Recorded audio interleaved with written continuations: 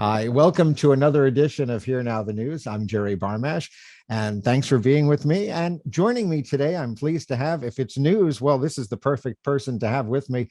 Peter Haskell has been a voice that we have listened to for, I won't say generations, but certainly for decades on CBS in New York, WCBS 880. And he just retired at the end of October. We're going to talk about that and his incredible career. Quite a storyteller, one of the great news writers that we have had in New York in history. And I am pleased to have with him, pleased to call him a friend. We've known each other for a number of years. Peter, thanks for being with me. Jerry, thanks for having me. Thanks for the kind words. One of the best that has ever been on the air, and it's not hyperbole. And I'm sure you have heard that from not just your colleagues, but from listeners over the years. And what does it mean to be recognized as a great radio journalist? It's very gratifying. I mean, I'll tell you that I've received a lot of support and a lot of kind words since I announced that I was leaving, and it's been overwhelming. It's nothing I could have ever expected or thought about. My mentality has always been just go do the job, do the best you can, and that's it. I never thought about anything else, any external factors, be it people liked it, people didn't like it, people thought I was good, people thought I was bad. Never thought about it.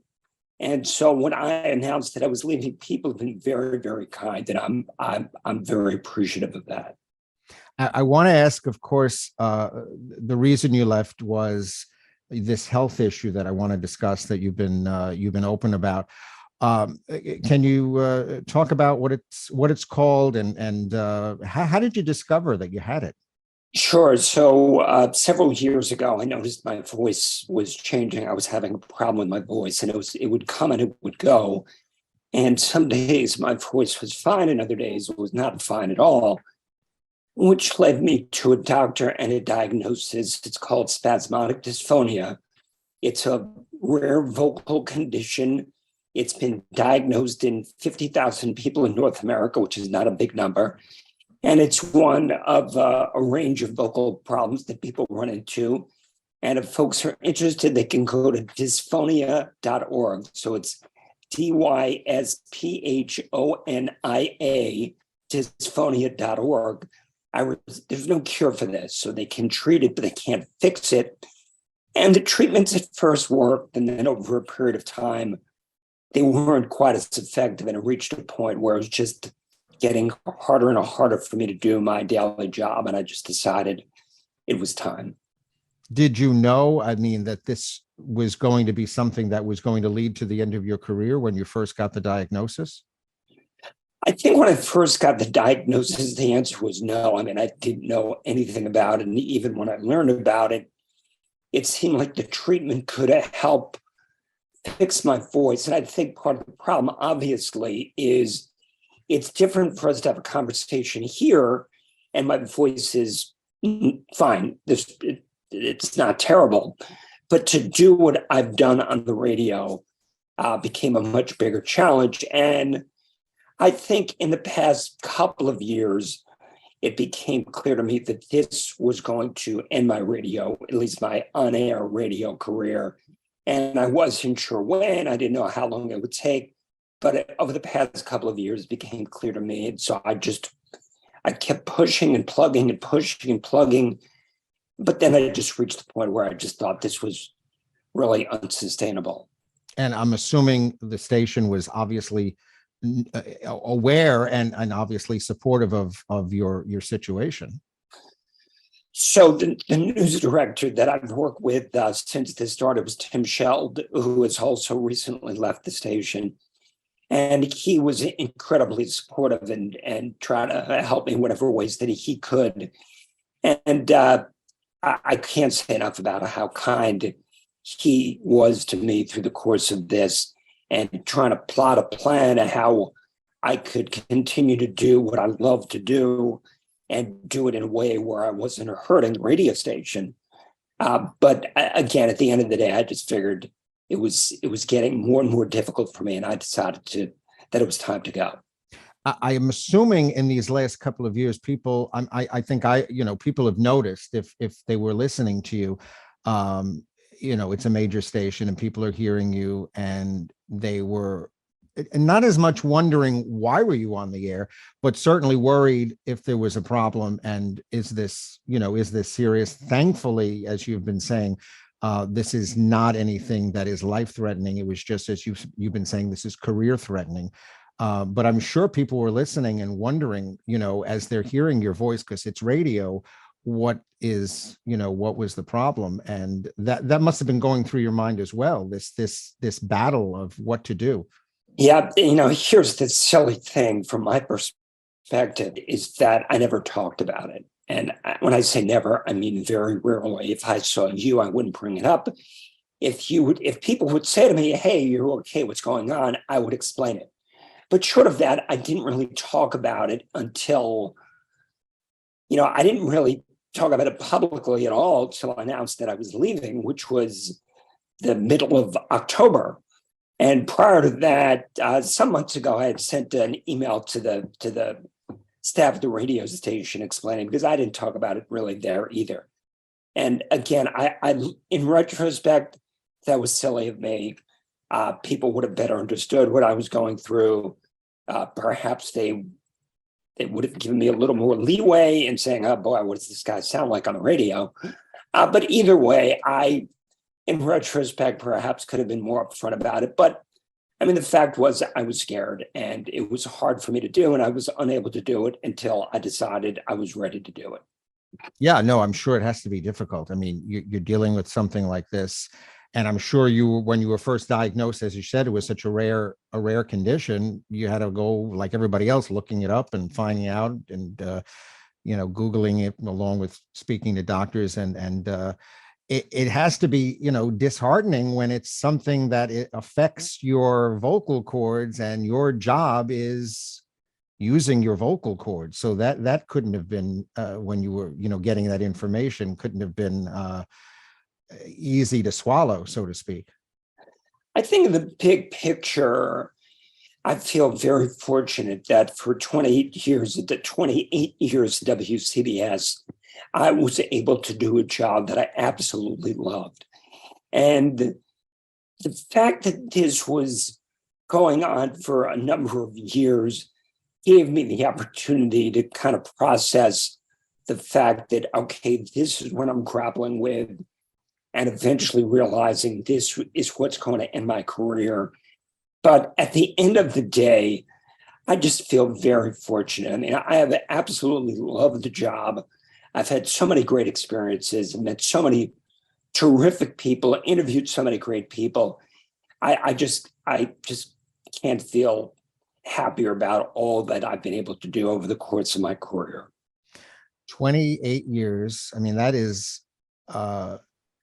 I don't know because people in radio, as you know, it's usually a business that doesn't, people don't last long. Even when they make it, to the top stations, they don't always, we were talking before we started recording, different managers come in, different companies come in, and you've seen it all. And even people at their best don't always get to stay, unscathed.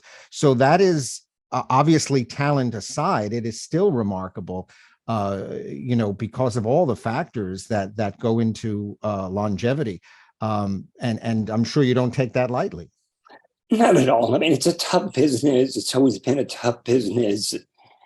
News operations around the country, big and small, are all shrinking. And that's made it hard for a lot of people, a lot of very talented people who have been shut out because a newsroom was this big and then it was this big, and it's hard to do. So I've weathered a lot of storms through my career and feel very fortunate that I was able to do what I did for as long as I did. What are some, I mean, obviously, I guess working 9/11, I'm sure when you're talking about highlights or top moments, I'm sure everyone has that on the top of the list. What else? And we can talk about 9/11, of course, but what other moments stand out for you? Either some interview you've done or some sort of breaking news that you had. What stands out for you? So I think it's a fair point. I would put 9/11 into a category unto itself for a number of reasons. One, the scale of the tragedy, and I worked 9/11 and the days and weeks and months that followed. But I've done so many stories since 9/11. So we'll put that aside for now. I covered 8 national political conventions, 4 trips to New Hampshire for primaries. I covered George W. Bush election night 2004, Obama in Chicago 2008, Trump in 2016, I think 7 World Series, 2 Super Bowls, 20 plus New York City marathons, NBA Finals, Stanley Cup Finals, or horse racing, Triple Crown, Sandy Hook shooting, Miracle on the Hudson, the arrest of the Boston Marathon bombing suspect, and an earthquake in Haiti, Flight 587 in the Rockaways, JFK Jr.'s plane crash in Martha's Vineyard, an Egypt air crash off Nantucket, and all the stuff that you run across in the city, the Bridgegate trial, the trial of the man who was convicted of killing Megan Kanka, which led to Megan's Law, and corruption trials, Shelley Silver, and Dean Skellos, Bob Menendez in New Jersey. I mean, and obviously I could talk about this for a while, but Elliot Spitzer, when he announced that he was connected with a prostitution ring, Anthony Weiner caught up in a sexting scandal. There are so many memorable events, and these are events, but more significantly to me, it's the people that I've met along the way, not necessarily on these high-profile stories, although some of them for sure. I made a lot of friends in the 9/11 community that I've covered. I did a lot of Superstorm Sandy stories, people that I met who are really amazing people, and some of the folks from Sandy Hook. And so it's about the people, whether it's a dad whose son was killed in the war after 9/11, I became friendly with and just told an incredible story, things that stick with me. And when bin Laden was killed, I went down to Ground Zero, worked overnight. So we found out like around midnight that bin Laden was killed. I went to Ground Zero, several hundred people there. I mean, it was like a celebration. And I was going live from probably midnight till 8 a.m. And just, so I have so many incredible memories that have met so many really remarkable people. It's been fantastic. And as you said, from the incredible breaking news to the very light stuff of the sports of opening day, World Series, marathons, things like that. So you as a reporter have covered the full gamut in New York. Yeah, I mean, I think that's one of the things that was so fun to me, that every day was different. And, one day it's a serious story, another day it's a silly story, or it's not a breaking news kind of story. I mean, one of the most memorable stories that I have really it was a throwaway story. And it was the first day of summer, and Snapple was showing off the world's biggest popsicle in Union Square Park. And I was assigned to this. I'm like, you have got to be kidding me. But here's what's happened.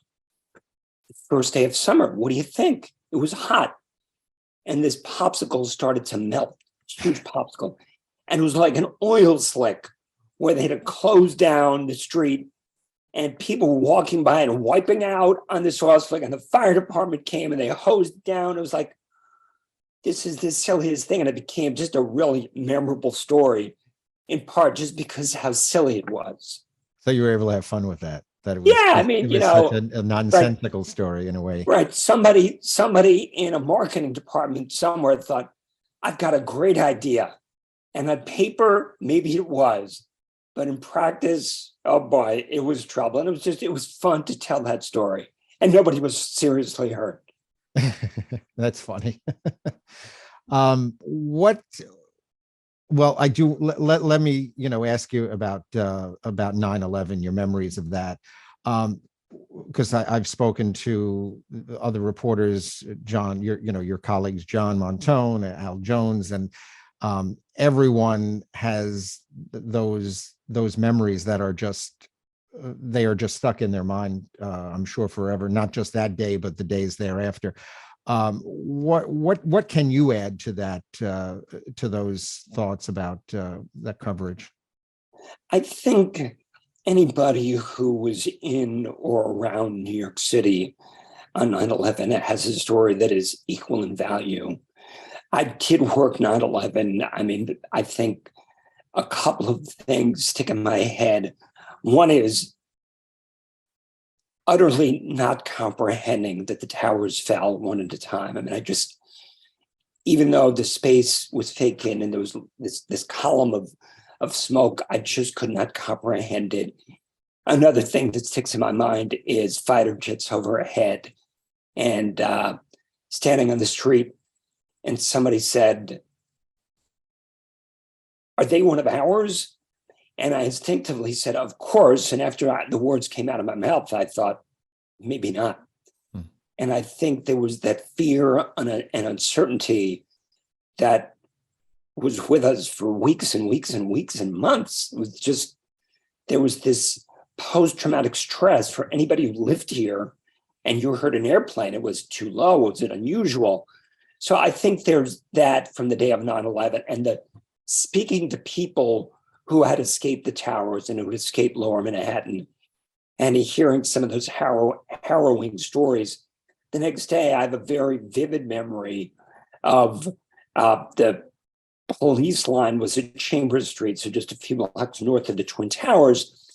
And I went with a group that the cops brought south to the site, and just walking through that inches of dust or silt or whatever, ash, whatever it was, pulverized concrete and steel, and seeing these very ordinary items that you would find in an office or in a building in pieces, just these random chunks or pieces, and just thousands and thousands of pieces of paper. So if you think about any office prior to the digital age where you have all your files in your computer, offices had pages and pages, I mean, probably hundreds of thousands of pages of paper, pieces of paper, and they were all over the place. And just to see the wreckage of the World Trade Center that day was just incomprehensible to me. So that's how the first few weeks went. And then it was rebuilding, and what do we build, and how do we build it? Should we rebuild it? And what about the memorial and the museum? And what do we do? Should it be underground? What's appropriate? And various factions, everything was a battle. And you go there now and you say, it turned out pretty well. Now, there are people who still might not like it, and I get that, and I understand that. But the site is almost completely built out, not quite yet.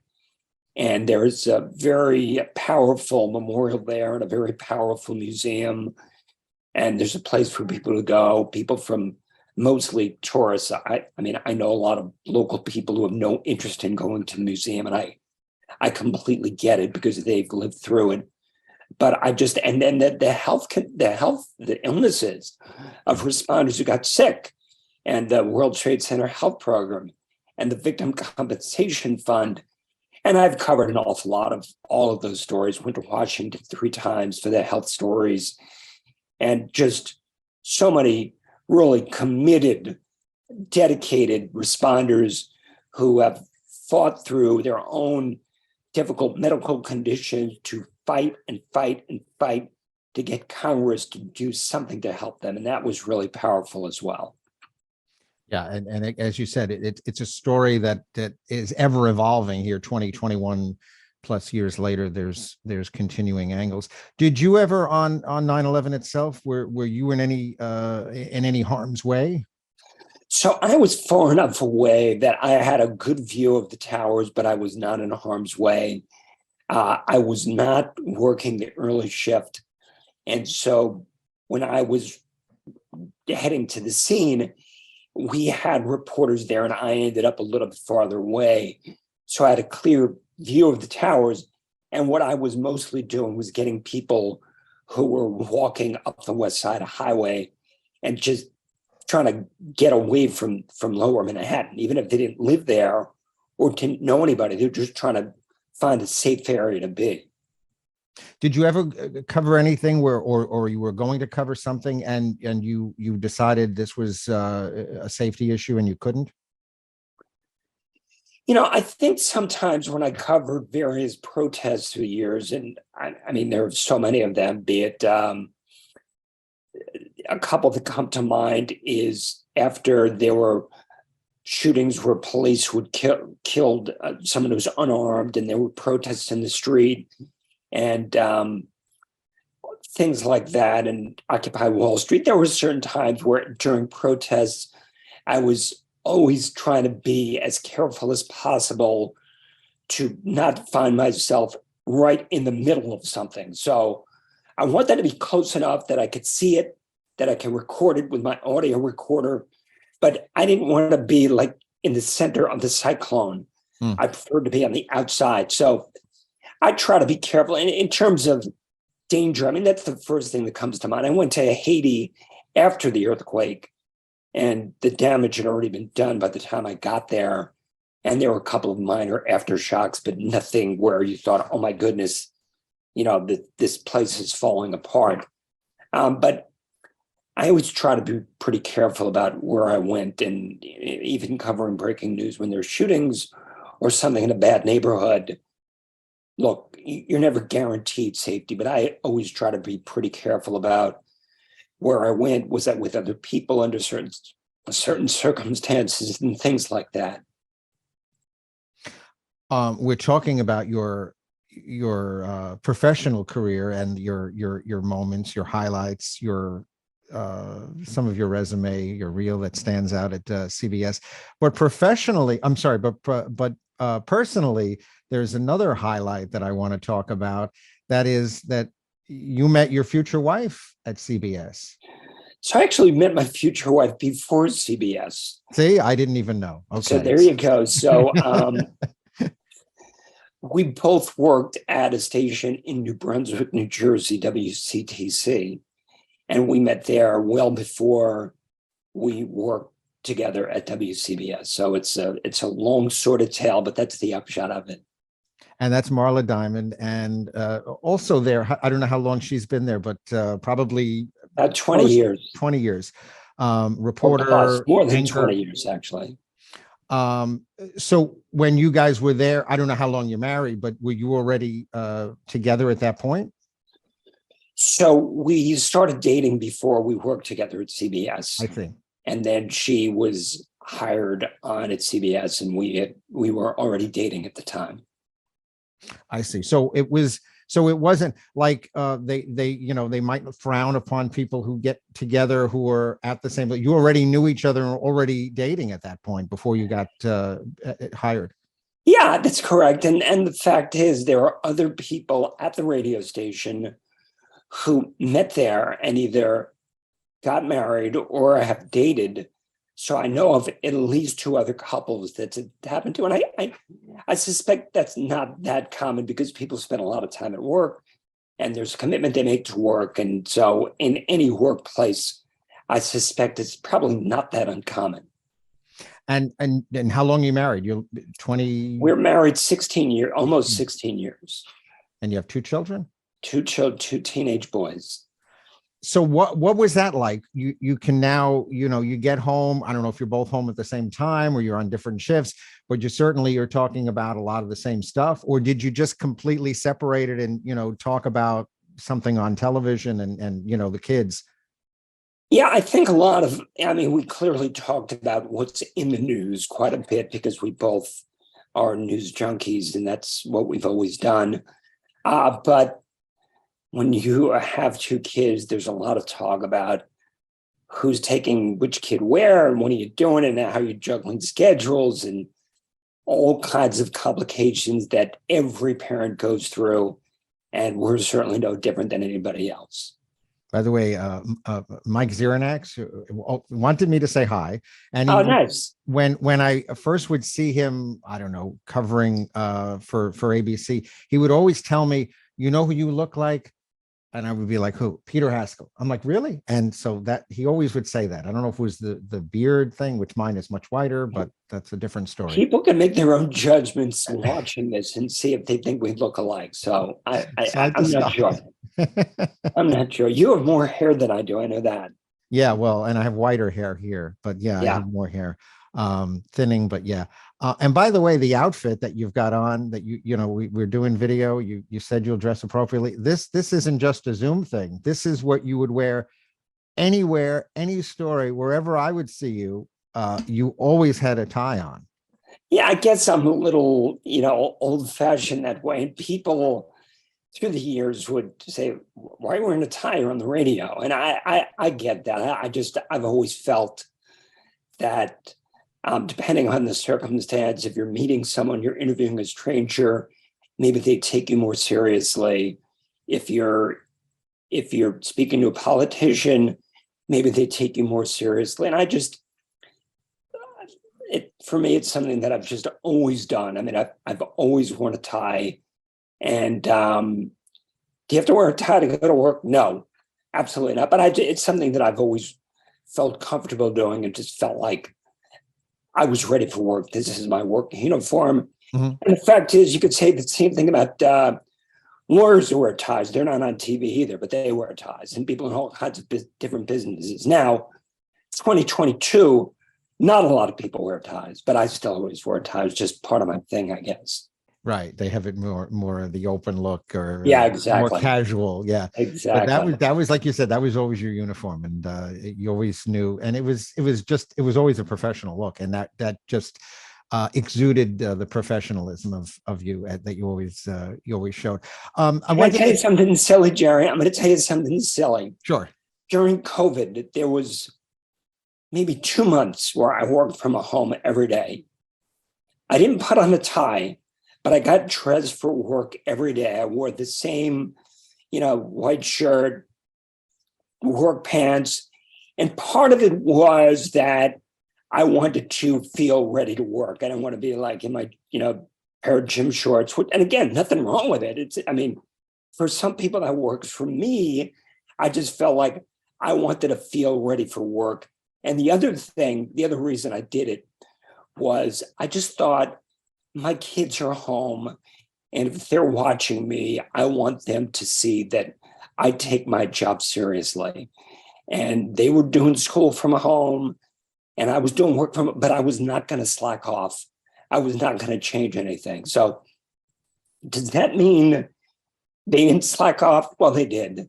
They're kids, but I just wanted them to see that this was serious to me. And when they do something, I want them to take it seriously, whether it's school or work or something else. Yeah. So even that turned out to even like a parenting moment. See? Yeah, for me it was anyway. Yeah. I wanted to ask you. We know what you're not doing, but what do you want to do in the future? I mean, you're obviously you're still young. I think we're pretty much around the same age. But what do you want to do? Writing? Do you want to do? Are there other audio types of things, or is audio out? What do you have on your agenda? Good question. I wish I had a simple answer for you, but I don't. In some ways, I see myself as a storyteller, and I think there are other ways I could tell stories. I can still do interviews. I can still speak. Obviously, you and I are speaking. To do breaking news on the radio is very difficult, but to do interviews, I can certainly do. So I'm not sure if it's that. Honestly, I'm trying to catch my breath right now, and it's been a very strange 3 or 4 weeks that I've had, and having worked 30 plus years and now not working is something that I'm, coming to grips with in a certain way. So my mind is open. I've started to call some people I know and just say, what do you think? How do I fit in the larger universe that's out there? And I don't want to rule anything out. I certainly haven't narrowed it down to any one particular thing. I think I just want to see, where can I contribute? Where can I help somebody, with guidance or with storytelling? I look, I love my job. I always like to work. I was the guy that if there was a breaking news story, I raised my hand. I wanted to do it. And not everybody does that, and that's fine too. But I always wanted to do it. So I like to work. I think I could help somebody. Exactly doing what or in what way, I'm not sure. But I'd like to think that I have value to somebody somewhere. But exactly, how I fit in, I'm not sure. As we're recording this is election day. Is that something you'll miss? Yeah, oh, my goodness. Oh, yes. I mean, Marathon Sunday was the other day. I covered 20 plus, probably 24, 25 New York City marathons. One of my favorite days of the year was Marathon Sunday. Election Day was always one of my favorite nights of the year. Just so much energy. And I just loved the live reporting. There was usually a fair amount of long form reporting, be it out covering a candidate or in the studio. And I've done both. And I mean, two of my favorite days of the year. And in 2008, I actually covered the New York City Marathon at the finish line, called the race, went to the airport, and flew to Chicago to cover Barack Obama on election night. Wow. And that is one of my favorite memories. I think one of the things that I'm proud of is I've always felt I could cover anything.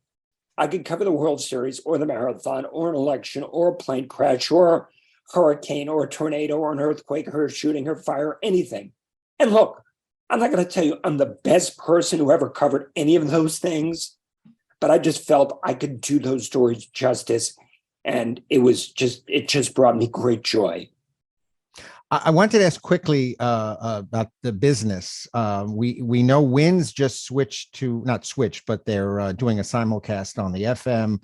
And they also have taken their bosses and kind of a joint effort with CBS. And I know your wife is at CBS, so you probably can't talk too much about this, but do you have any idea what the future looks for CBS? I don't. I mean, I don't have any inside knowledge. I can tell you that. I mean, the bosses are not telling me what their plans are. I'm hopeful for both stations. I'm hopeful that this they call it cross utilization by interspersing members of both newsrooms. I'm hopeful that it'll strengthen both stations and both news operations. But how that shakes out, I mean, I don't have a crystal ball. I wouldn't begin to predict. Yeah, obviously the wind sound is certainly, crystal clear on the FM dial. It's an unknown, I guess, what's going to happen. We wish everyone well. Of course, your wife and everybody at CBS. Odyssey is the company for the last, 4 years. It was Intercom, and they rebranded as Odyssey. So it's been the same company for a while, but they changed the name not too long ago. It's been a pleasure to speak to you, despite the time that you're leaving. But it's been great to catch up and relive some of these